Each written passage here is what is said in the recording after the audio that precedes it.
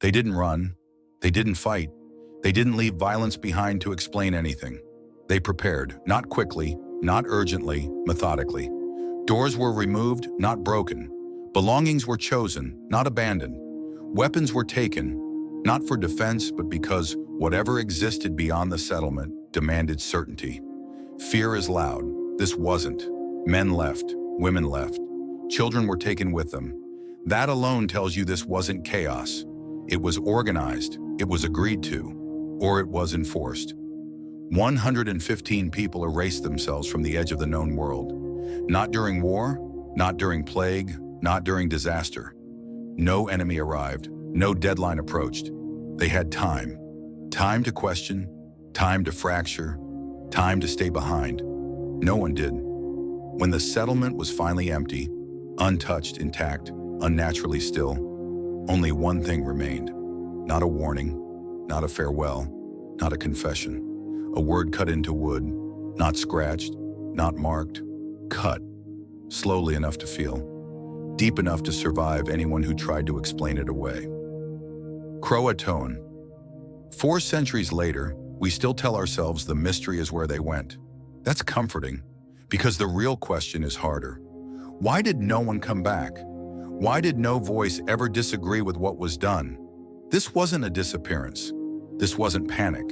This was people choosing something, or being brought to the point where choice no longer mattered. And whatever that process was, it didn't fail. It didn't collapse. It worked. Why Roanoke was never meant to be saved. By the late 1500s, England was already failing. Spain dominated the seas. France advanced inland. England was late and dangerously fragile. Colonies were not ambition, they were triage. Gold meant survival. Trade meant relevance. Land meant England would still exist tomorrow. Queen Elizabeth I did not need discovery. She needed proof that England deserved a future. So she approved an experiment. Not soldiers, not forts, families. People useful enough to risk and insignificant enough to erase. If Roanoke succeeded, England would claim it. If it failed, England would pretend it never existed. The colony was disposable before it ever arrived. The colony that committed to staying. In 1587, 115 settlers landed on Roanoke Island. Not explorers, residents. They brought seeds meant to outlast seasons. Furniture meant to age. Tools meant to be inherited. They built homes instead of defenses. That single decision destroys every convenient theory. Among them was Eleanor Dare, who gave birth shortly after arrival. Her daughter, Virginia Dare, became the first English child born in the New World. She was not symbolic, she was logistical proof of permanence, which means someone later decided permanence itself was a liability. The absence that forced reality. Governor John White understood the danger immediately. Food was thin, trust was thinner, winter was merciless. He left to secure supplies. He promised he would return quickly. He didn't. War trapped him in England. The Spanish Armada locked every ship in port. White waited. 1 year, 2, 3. While children grew undocumented, while hunger rewrote morality, while decisions were made without witnesses.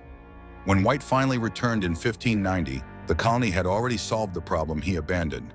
Without him, the settlement that was dismantled, White expected devastation. He found something worse. Nothing. No smoke damage. No broken weapons. No graves. The settlement had been taken apart, not destroyed, disassembled. That ends the argument, because dismantling requires consensus time, confidence, and survival. They did not flee. They transitioned, and they believed there was no reason to return. The message that closed the case. White searched until he found it. Carved into a wooden post. Croatoan, nearby, carved into a tree. This was not improvisation. It was a code. If the colony left under threat, they were to carve a Maltese cross. There was no cross, which means they did not believe they were being hunted. Croatoan was not a warning. It was a destination. White tried to follow. The sea intervened. Storms shattered the ships. Anchors snapped. Sails tore apart. White never reached Croatoan, and after that, no one made the effort dangerous enough to matter. The answer history prefers. History dislikes discomfort, so it chose mercy, assimilation. The settlers joined native tribes. They survived. They blended in. Evidence exists. Gray eyes noted generations later. English words absorbed into local languages. European tools found far inland. For a moment, the story ends. And that ending is false. The detail that dissolves every theory. If assimilation saved them, why did no tribe ever claim them? Not one. No preserved lineage. No unified oral history. No collective memory of 115 arrivals. Survivors remember. Cultures remember. Unless remembering became a risk. Unless silence was not loss, but protection. The future that was removed. Virginia Dare. The first English child born in America. A future meant to echo across generations. She disappears completely.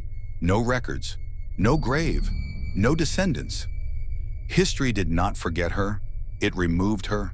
That only happens when memory itself becomes dangerous. The fracture that erased context. Modern evidence shows the colony did not move as one. Maps altered by John White point inland.